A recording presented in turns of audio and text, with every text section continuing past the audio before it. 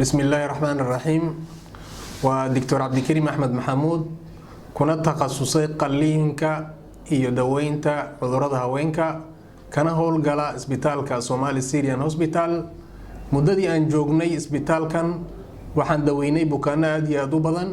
xanuunada ugu badan oo ay ka cabanayeen waxa kamid ahaa burooyinka waxaan ka daweynay dad fara badan burooyin qaar aan qalnay iyo qaar aan daweynay intaba isugu jira sidoo kale bukaanada waxa aad iyo aad inoogu badnaa ka cabanayay xanuunada la xiriira dhalmo la'aanta dad badan baan daweynay sidoo kale waxaa jiray dad badan oo ayaguna ka cabanaya dhicisyo ay sameeyeen mar iyo laba jeer iyo saddex jeer iyo qaar ka cabanaya sidoo kale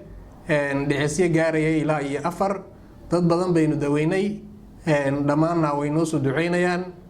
24 saacadood ba waxaan diyaar idinkugu nahay isbitaalka Somali Syrian Hospital